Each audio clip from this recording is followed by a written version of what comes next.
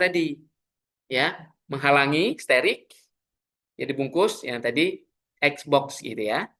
Jadi kayak ada telur, kemudian ada wadahnya gitu, dia sendiri-sendiri, ya. Jadi nggak ketemu dengan partikel yang lain, dengan obat yang lain, sehingga enggak terjadinya presipitasi. Nah, itu karena viskositas, karena viskus dia nggak kemana-mana, ya, di situ saja. Kemudian yang terakhir tadi ada ikatan hidrogen. Dia sudah berikatan dulu dengan polimer, sehingga tidak berikatan dengan sesama temannya, begitu ya. Sehingga dia tidak terjadi supersaturasi. Bisa ditangkap ya poinnya ya. Ini bisa biar mudah dimengerti. Baik, silahkan ada pertanyaan, monggo. Saya kembalikan ke Bu Rati. Ini waktunya lebih cepat dikit, ya, karena tadi memang saya percepat, ya. Silahkan.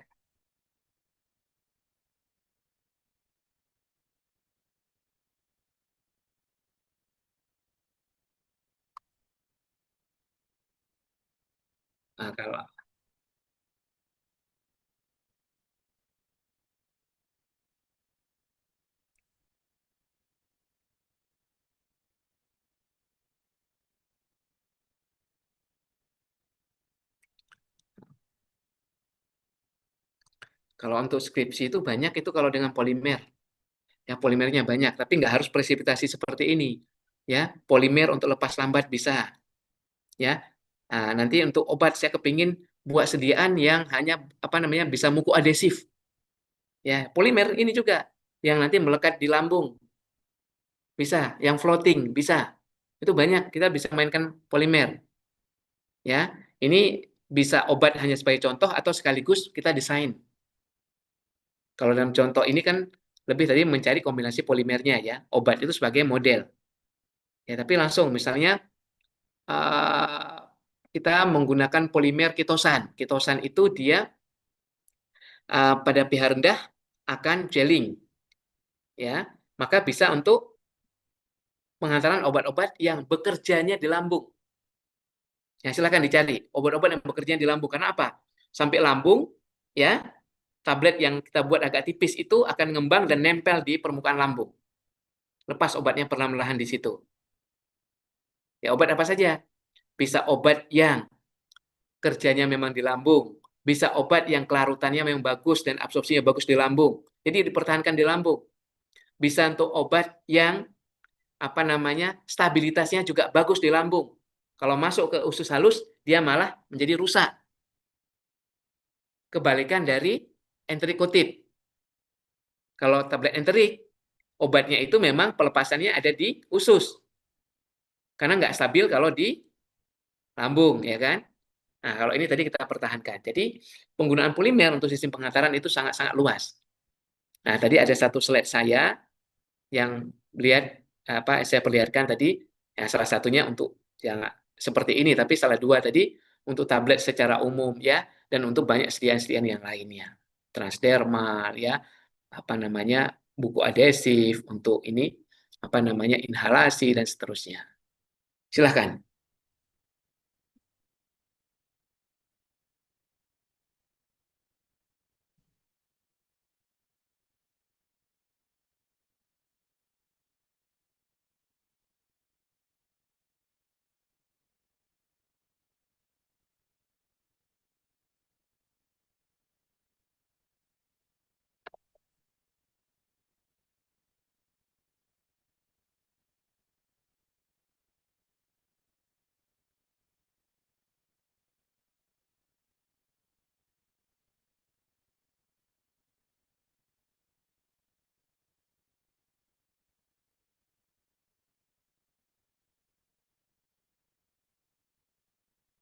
Nah, sistem polimernya berhasil apa tidak?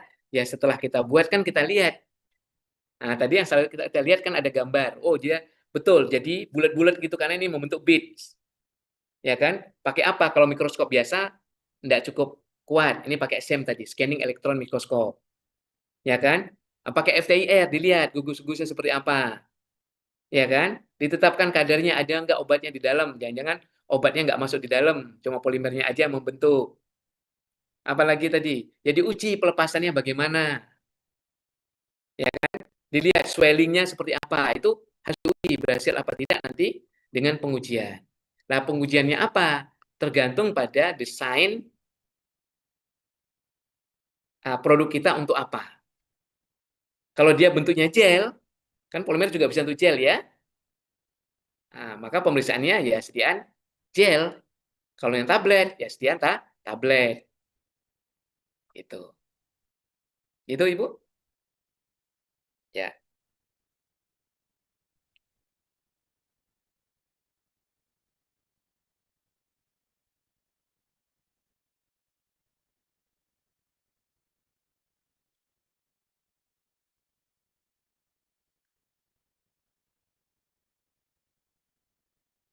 ya,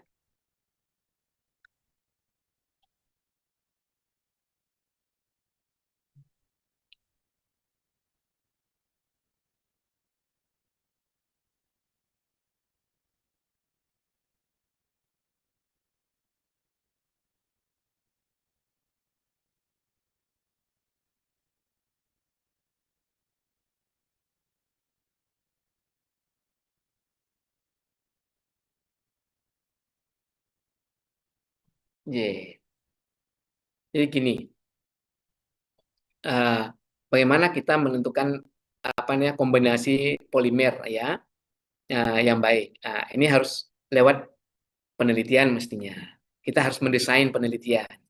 Nah, desain penelitian itu kan ada dua secara umum. Ada trial and error, ada statistic optimization. Pakai namanya DOE, Design of Experiment, berbasis statistik. Ya, kalau trial and error kita coba ini sekian banding sekian bagaimana hasilnya, sekian sekian bagaimana hasilnya, sekian sekian bagaimana hasilnya. Nah, itu tuh lama dapatnya. Ya, tapi kalau berbasis DOE tadi, kita punya kerangka. Ya, misalnya ini kita punya dasar landasan bahwa hasil-hasil apa namanya studi pustaka kita umumnya polimer ini dengan ini di combine berapa banding berapa sampai berapa banding berapa. Nah, ini batas bawah, ini batas atasnya. Kemudian ada faktor yang lain nggak yang mempengaruhi? Karena bukan hanya polimer saja untuk yang bagus, hasilnya akan bagus. Nanti kan ada faktor apa namanya eh, bahan lain dalam ini misalnya CaCl2 tadi yang untuk apa cross linkernya tadi, ya. Nah, apakah itu juga berpengaruh atau suhunya atau kecepatan pengadukannya? Nah, kira-kira mana yang mau kita optimasi? Nanti kita buat desain ya. Nah, cuma formulanya menjadi agak lebih banyak biasanya, belasan gitu ya. Nah, nanti dari situ kita ketemu ya apa namanya? Istilahnya desain space dan juga wilayah optimum ya. Desain space-nya ketemu. Nanti wilayah optimum ketemu sehingga ketemu proporsi atau perbandingan yang optimum dari situ. Nah, kemudian yang sudah jadi itu tadi ya atau yang sudah kita buat yaitu kita karakterisasi. Apa yang kita karakterisasi tadi sudah saya jelaskan, yaitu sifat fisika kimia dari produk yang kita peroleh itu. Nah, saya mengatakan dia bagus kalau apa? Oh, ukuran partikelnya sekian, betul nggak sekian? Oh, bentuknya bulat, betul nggak bulat? Gitu kan? Oh, bentuk kristalografinya begini, betul nggak begitu? Kita karakterisasi. Nah, termasuk pelepasannya. Nanti dicoba. Apa benar dia bisa mencegah ya terjadinya apa namanya presipitasi ya. Nah, itu kita uji coba tadi. Nah, intinya begitu, Bu. Mbak. Ya, terima kasih.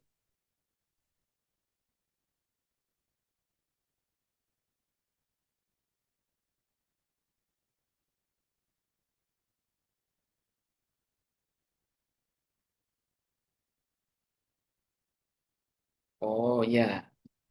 Ini CPP kan critical process parameter ya dimaksud ya. Ya, ini QBD. Oke. Ya, benar. Tapi kalau kecil banget enggak, karena nanti gini. eh, kecil atau besar itu kan relatif, ya. Ya, nanti kalau dia kritikal, kalau CPP ya kritikal proses parameter, kalau dia kritikal, jelas perubahan itu akan berdampak. Kalau dia tidak kritikal, baru perubahan besar dia baru berdampak. Intinya begitu. Misalnya di sini salah satunya suhu. Suhu itu sangat-sangat apa namanya mempengaruhi proses pembentukan bits, ya. Maka dia perubahannya pada suhu itu akan mempengaruhi warna bits. Atau ini tetesan, kecepatan penetesan dan kecepatan pengadukan itu masuk kritikal. Nah, kalau seperti itu pasti akan menyebabkan uh, apa perubahan pada uh, hasil ya. Oke, baik. Silahkan.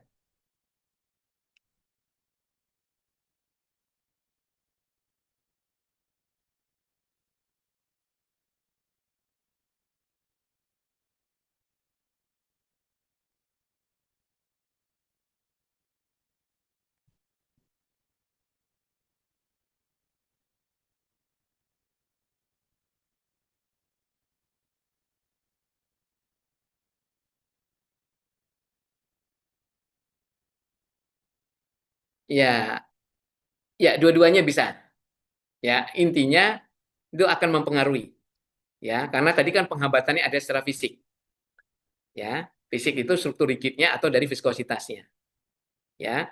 Ya, dia akan menghambat, tapi kalau terlalu rigid nggak keluar malah. Ya, paham ya? Jadi dia kan ada di dalam. Tapi kalau ini rigid banget atau viskositas banget, dia nggak keluar. Nggak keluar artinya tidak terlarut juga. Sama aja, bioavailabilitasnya nggak tercapai. Ya, makanya tadi salah satu parameternya adalah pelepasannya. Kita lihat, ya. Karena dengan dikombin, ya, pada perbandingan berbeda, nanti hasilnya juga akan berbeda. Jadi menjadi polimer yang unik lah, gitu. Demikian.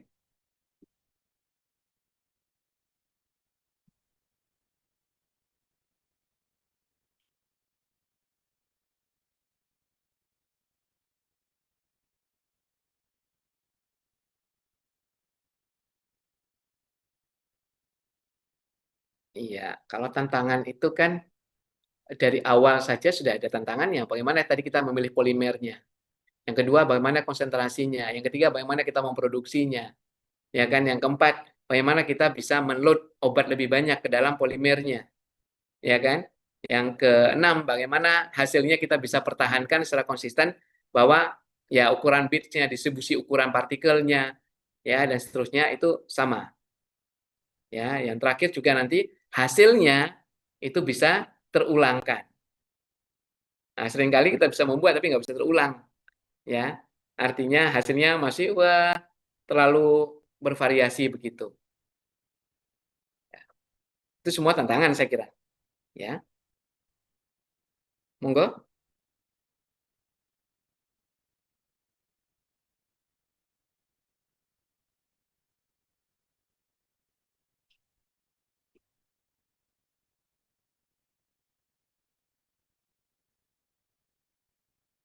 Yap, benar. Ada. Yang sangat tergantung obatnya juga kan. Ya, interaksi apa, ikatan apa yang terjadi yang nantinya. Nah, kalau cuma ikatan hidrogen, oke, enggak terlalu. Ya. Jadi sangat mungkin, ya, sangat mungkin terjadi. Ya, gimana?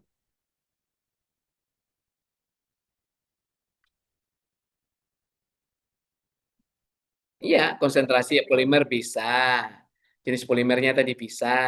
Obat-obat berbeda juga nanti hasilnya juga akan berbeda, ya. Ke kondisi ini, cara memproduksinya berbeda ya bisa, ya. Tapi kalau tadi ini kan pertanyaannya kemungkinan terjadi interaksi kuat, ya bisa. Itu tergantung pada polimer dan obatnya. Ya. Artinya kalau interaksinya kuat, ya nggak bisa terlepas. Kalau nggak bisa terlepas, nggak bisa diabsorpsi.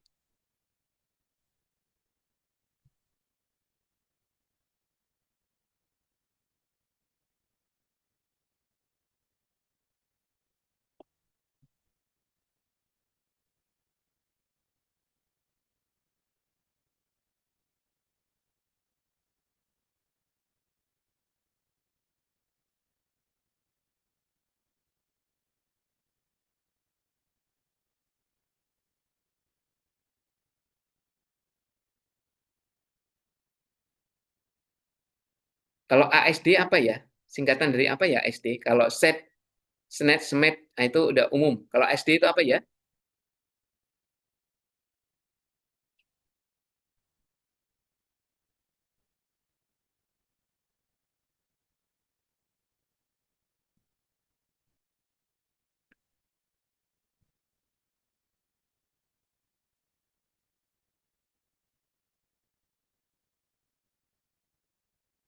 Bisa ditulis saja.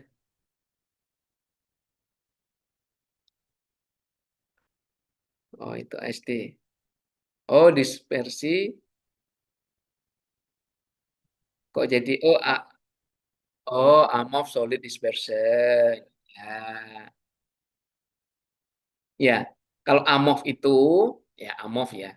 Ini AMOF itu partikel yang biasanya kelarutannya sangat cepat ya. Lebih cepat lebih bagus. Karena bentuknya AMOF, bentuknya solid dispersion. Kenapa kalau dibentuk solid? Karena untuk mengurangi lipofilisitas sehingga dia lebih lebih lebih lebih mudah larut. Nah, persoalannya adalah kalau dia sudah larut, pH-nya berubah, ngendap enggak? Nah, itu kemungkinan ngendap, ya. SED, ya, Safe Emulsifying Drug Delivery System, ya. Dia bisa SNET, bisa SMED, bisa nano, bisa mikro. Nah, ini berbeda konsepnya karena dia ada dalam minyak, ya. Kalaupun nanti jadi yang kering, ya, jadi emulsi yang kering, ya, tapi nanti begitu dia dalam air, dia tidak akan teremulsifikasi juga. Jadi dia tidak dalam air tidak terganggu karena dia memang larutnya dalam minyak, ya, karena kan minyak dalam air, jadi tidak akan terganggu. Nah, pilihannya bisa pakai set ini, tapi kalau ASD tadi ini lebih kepada membuat suatu partikel yang lebih mudah larut dibandingkan yang aslinya. Nah, pertanyaan kalau sudah larut dalam medium yang juga terbatas, pH-nya berubah, apakah tidak mengendap? Wah, kemungkinan juga akan mengendap lagi. Karena apa? Karena di sana dia sudah dalam bentuk molekular, tidak bentuk partikel lagi, sudah molekular. Molekulnya itu, ya, tadi yang polimer penghambat, ya, itu pun dia kan dalam bentuk molekular menghambatnya, bukan partikel. Ya, makanya tadi kan gambarnya gambar-gambar molekul. Saya kira demikian. Monggo.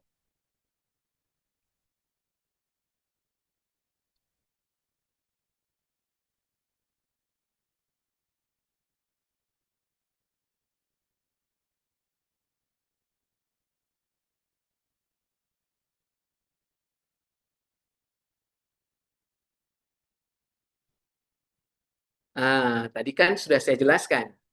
Dia kan basa lemah. Nah, kalau basa lemah dalam asam, bagaimana? Kalau berpindah ke lebih basa, bagaimana? Nah, itu dia masalahnya di situ. Tadi ada kaitannya dengan Henderson-Hasselbalch. Ya, dia akan lebih mudah larut atau lebih tidak mudah larut. Kalau asam dalam basa, itu jadi garam, larut ya. Kalau basa dalam basa, nah bagaimana? Ya kan gitu. Itu ya Mbak ya. Jadi kalau di lambung tadi dia larut, tapi begitu pindah ke agak lebih basah, naik dia, ya karena dia sudah jenuh tadi.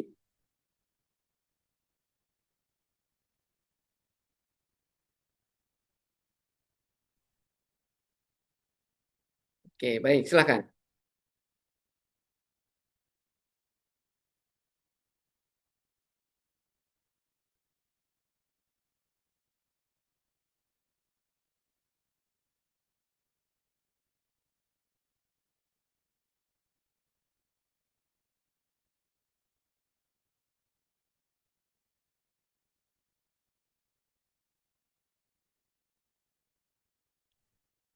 Ya, kesalahan. Kesalahan. Kesalahan apa ya? Ya, saya agak-agak bingung ini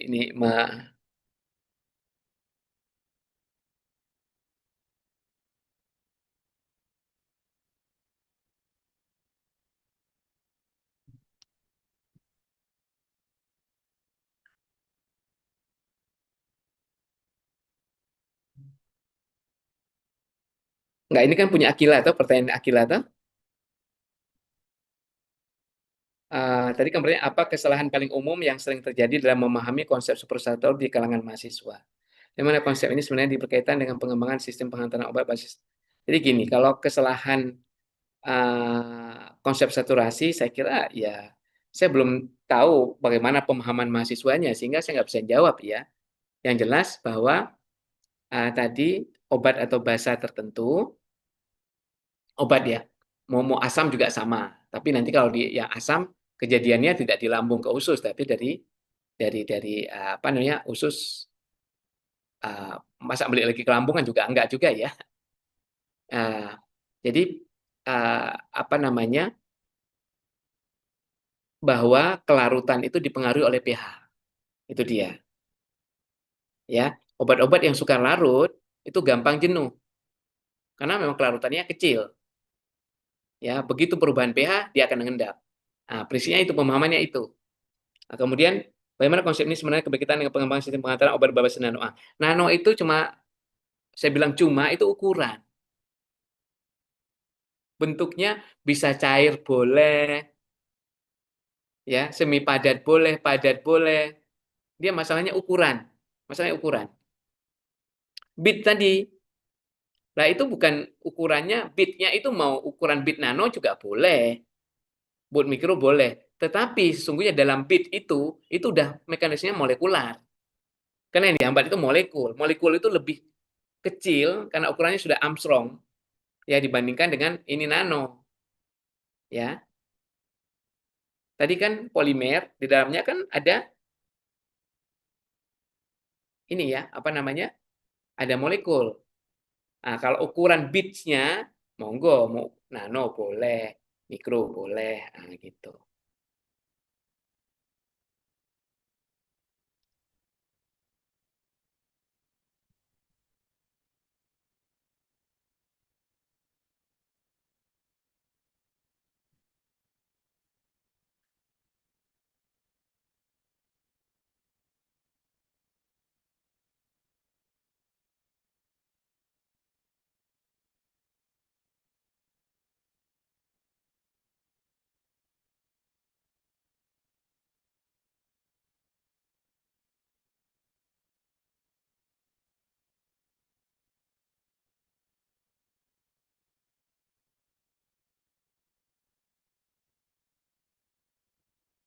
Ya, kalau penyimpanan itu kan masalah stabilitas ya, benar.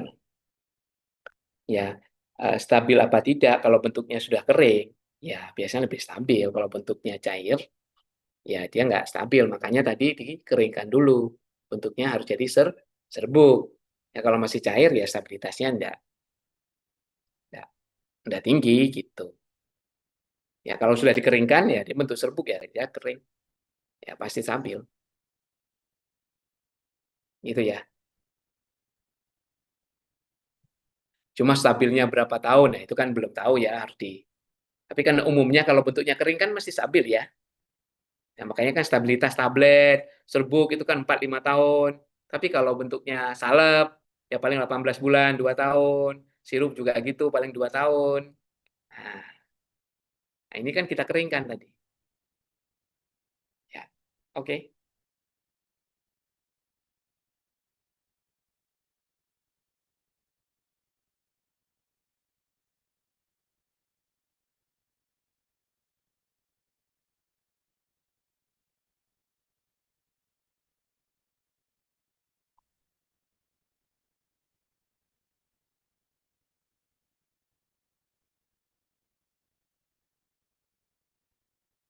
Oh, tadi ada yang belum ya tadi.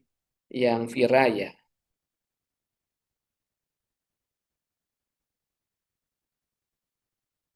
Oh,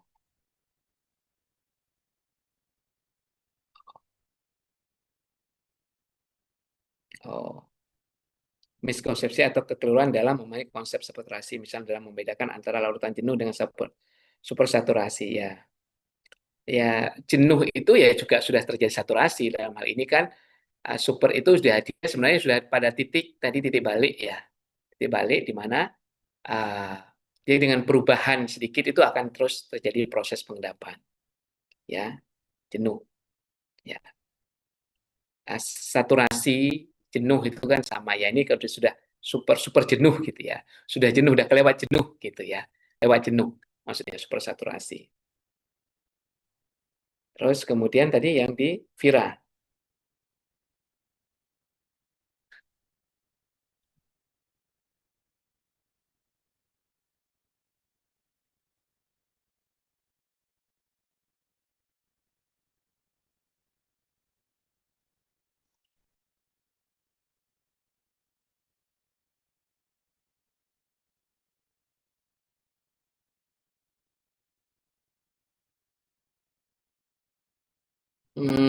Ya ini pertanyaan bagus ini ya.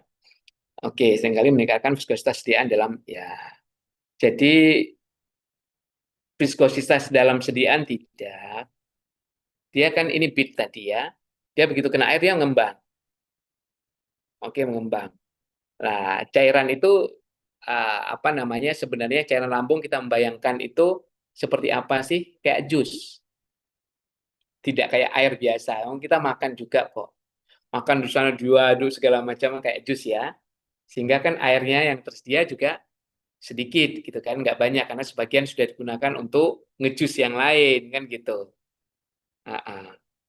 Jadi kalau tadi sudah viskes ya memang sudah viskes ya.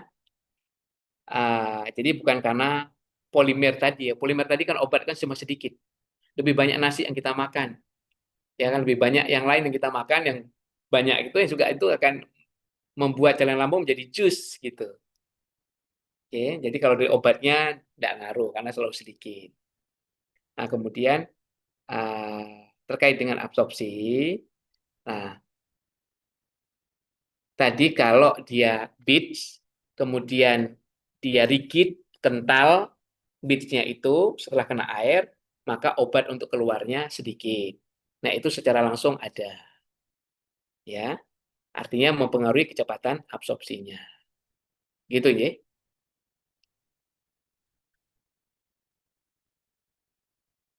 Terus Devankia,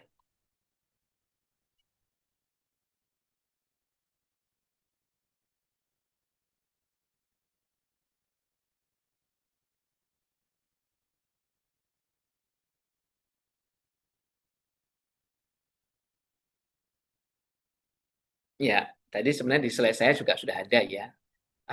Walaupun tidak sempurna, tapi kan tadi polimer alkami ya melimpah, dia biokompatibel ya dan seterusnya. Tapi juga banyak kekurangannya. Dalam penelitian ini fokusnya lebih kepada polimer alami yang dia toksisitasnya ya kan biokompatibilitasnya lebih baik dibandingkan polimer sintetik. Tapi kalau orang mau melakukan penelitian dengan polimer sintetik juga boleh juga nggak ada masalah. Faktanya itu memang dijual, boleh digunakan untuk eksipien farmasi, artinya boleh ya. Tapi kan kalau orang oh saya ingin pakai ini, kenapa pakai itu? Harus ada alasannya. Nah, itu yang diangkat alasan itu. Tapi kalau misalnya ada yang lain kepingin yang polimer semi sintetik atau sintetik karena dia lebih stabil juga ya, kemudian bla bla bla ini. Ya boleh silakan ya. Kan harus umum gitu ya, harus mempertahankan pilihannya yang mengatakan bahwa ini unggul karena memang faktanya begitu. Karena apa tadi? Tidak ada yang ideal ya. Karena nggak ada ideal, kalau saya kepingin begini-gini pakai yang ini, kalau kepingin ini pakai yang ini, silakan. Gitu. Ya masing-masing polimer, ya misalnya sama-sama polimer sintetik, ya, macam-macam polimer itu juga nanti beda-beda sifatnya, ya beda-beda keunggulannya. Oke, kira seperti itu.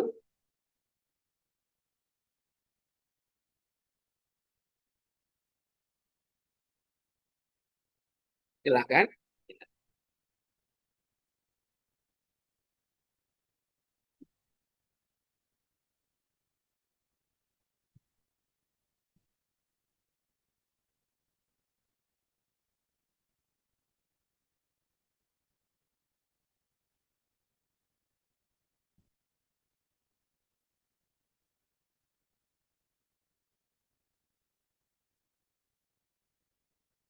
Iya.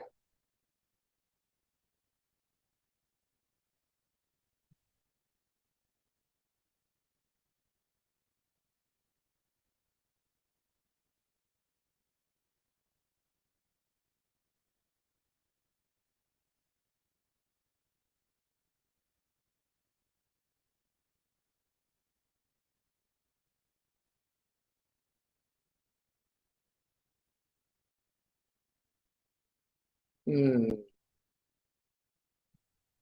Ya itu tadi. Tadi kan ada pertanyaan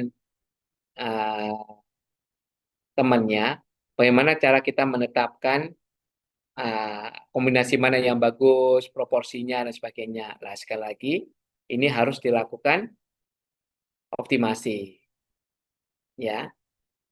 Karena apa? Karena masing-masing tadi ya akan mempengaruhi ya hasilnya, ya akan mempengaruhi hasil atau produknya. Ya, salah satunya juga bisa stabilitas, ya dari bentuknya dan sebagainya. Nah, cuma apakah atau pengaruh kondisi fisiologis yang dapat menyebabkan terjadinya prestasi lebih cepat. Nah, itu jelas ada. Misalnya antara makan tidak makan kan pH-nya berubah, ya kan? Tetapi kan kita juga tidak bisa mendesain ini apa namanya khusus untuk orang yang fisiologinya seperti ini nggak bisa. Tapi kalau ini diminum pada saat lah apa namanya sebelum makan itu bisa, diminum setelah makan bisa, bisa dikondisikan, ya kan? Tapi kalau unik sekali pada pH lambung sekian ya nggak bisa. Itu terlalu unik kan?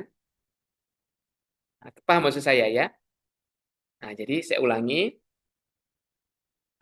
batasan polimer alami ya jelas ada karena masing-masing itu punya keunggulan, punya kelemahan, kombinasinya seperti apa, prosesnya seperti apa itu akan mempengaruhi hasil. Ya, salah satunya tadi stabilitas, ya. Tapi atau mempengaruhi kondisi fisiologis dapat menyebabkan terjadinya prestasi lebih cepat.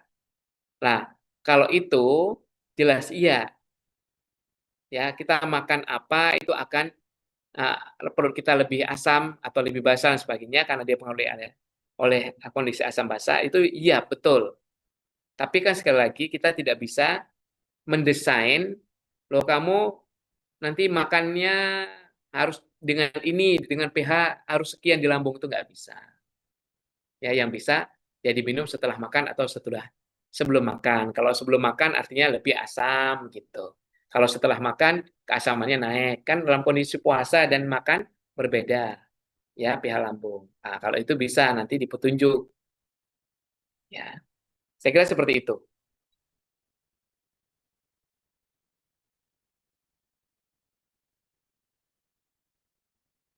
Ya, gimana tadi dengan snack, Bu?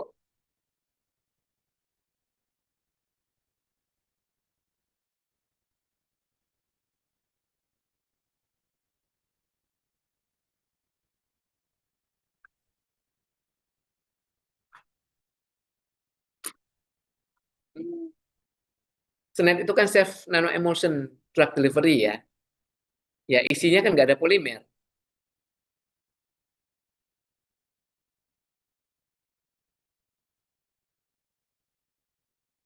Iya, ya bisa, bisa. Tapi itu kan dia ini ya, apa namanya, aslinya kan hanya berisi apa, kalau snapnya itu. Kan sama juga seperti ini. Ya, minyak surfaktan, surfaktan. Baru kemudian dilotkan ke dalam itu kan. Jadi bukan obat yang asli kan. Kalau yang kasus ini yang saya ceritakan tadi kan obat, asli obat. Tidak diformulasikan dulu. Ya kan? Yang langsung diformulasikan dalam polimer kan gitu. Ya. Nah, kalau minyak itu kemudian di-wrap dengan apa namanya? eh, polimer. Nah, ini dia dua kali keluarnya. Ya, harus keluar dulu dari minyaknya, ya, atau minyak itu harus bisa menembus apa namanya berdifusi melewati gel, ya, polimernya, baru kemudian dia masuk ke dalam air terjadi emulsi. Kan dua kali ini, ya. Bisa mencegah? Ya jelas bisa. Wong dengan itunya saja bisa kok. Wong senet saja itu bisa, Mbak, Bu, ya. Karena mekanisme absorpsinya kan sudah berbeda dia.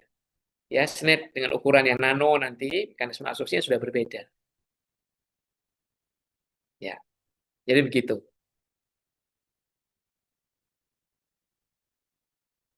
Ya,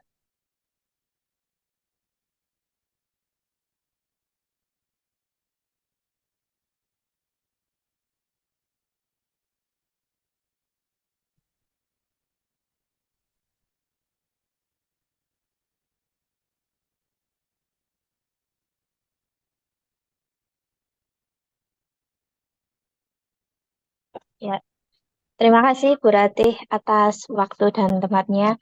Eh, Prof, izin ya, bertanya.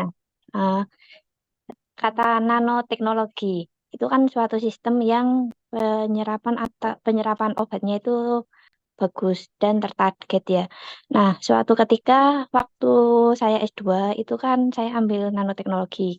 Itu ya. ada pertanyaan dari penguji yang menyatakan bahwa, loh, kalau itu penyerapannya bagus dengan ukuran yang kecil, berarti kemungkinan untuk toksisitasnya tinggi ya. Nah, itu untuk mengakalinya itu seperti apa ya? Sedangkan waktu itu, waktu saya mahasiswa, saya menjawabnya dengan kata-kata bahwa sistem nanoteknologi itu tertarget sehingga untuk ke pusatnya menimbulkan khasiat itu sudah dengan dosis yang tepat. Tapi penguji tersebut tidak mau tahu. Jadi kemungkinan kalau obat X itu dibawa dari sistem nano, maka toksisitasnya akan meningkat secara drastis. Apakah seperti itu, Prof? Nah, Yosef, kalau boleh saya tahu, S2-nya dulu di mana, Bu? Di Setiabudi, Prof. Oh, Setiabudi. Baik. Bentuk penghantarannya apa? Yang nano apa? Transversum. Transversum. Alvarezno. Oke. Iya. Jadi ceritanya begini. Nanoteknologi itu penyerapannya bagus, tertarget. Yang pertama jawaban saya tidak tertarget kalau tidak ditarget. Tertarget Iya. itu harus pakai carrier, Iya. harus pakai suatu sistem penghantaran yang dia memang cerdas baru tertarget. Kalau nggak bisa tertarget. Nano Iya. itu masalah ukuran. Ukurannya harus kecil. Itu yang pertama ya. Iya. Kemudian, ukuran kecil, toksisitas meningkat. Exactly yes. Iya. Makanya, salah satu caranya untuk mengurangi toksisitas, ya, yang pertama, diatur ukurannya. Karena Iya. ukuran kurang dari 7 nanosize atau berapa, itu berapa obat malah masih masuk ke dalam tulang, Oh, intrausius. iya. Artinya dia kan toksik. Yang ketiga, Iya. pada kasus obat kita naikkan, maka supaya tidak toksik, apa kadarnya diturunkan. Oh, Kalau baik, misalnya Prof. dosisnya dia 50, mungkin dengan nano, nggak bisa 50, cukup 10 saja. Oh, oke, Prof. Ya, terus yang, ya, itu. Ada yang belum dijawab? Terjawab? Jadi, misal nggih, Prof, itu kan dinyatakan Prof tadi kan kurang dari 7 nano. Nano itu kan bisa masuk tulang. Berarti, Ya, itu eh, salah satu contohnya. nggih, Artinya contohnya, kalau nano itu bisa masuk, ya banyak, banyak, nggih, bisa masuk ke banyak organ gitu ya. ya. Berarti untuk uji toksisitasnya itu untuk obat yang akan dikembangkan itu benar-benar harus diperhatikan ya, Prof. Pertanyaan bagus. Jadi, obat itu apakah perlu diuji toksisitas apa tidak? Nah, kalau obat generik, ya Ya, generik, bentuknya juga sudah beredar, misalnya tablet atau apa itu yang tidak, yang sederhana saja, yang immediate release, maka nggak perlu karena cukup dengan data-data yang ada. Pengembangan bentuk CDN baru oke. tidak harus nano, bentuk CDN baru, maka uji toksisitas terbatas wajib hukumnya. Oh, baik, Prof. Ya, Terima kasih, Prof, atas jawabannya. ya, terima kasih.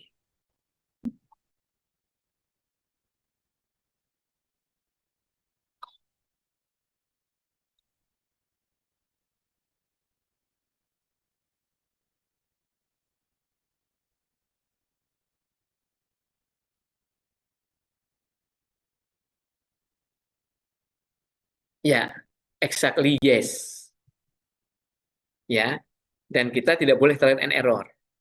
Ya, jadi saya bilang tadi kita kalau melakukan optimasi pakai DWI gitu ya. Kemudian dasarnya apa? Dasarnya jurnal-jurnal atau informasi awal ya. Kalau saya campur ini dengan ini, apa yang terjadi? Ya kan? Berapa kesetaraan untuk terjadi ikatan yang baik antara ini dengan ditambahkan ini. Itu dilakukan. Saya sekarang punya mahasiswa S3 yang juga uh, mengembangkan polimer ya, yang termosensitif, juga melakukan proses ini ya, untuk memberikan ilustrasi dan informasi awal apa yang akan terjadi sebelum dia masuk ke laboratorium. Nah, itu. Jadi ada pembimbing yang memang expert ya di bidang itu. Jadi exactly ya, betul. Nah, sekarang banyak bukan hanya yang docking begini, Ibu Bapak, Mbak Mas semuanya, pakainya sudah AI. Ya, bukan tanya ke chat itu enggak, ya. Jadi dalam proses pengembangan suatu obat, formulasi dan sebagainya sudah berbasis AI.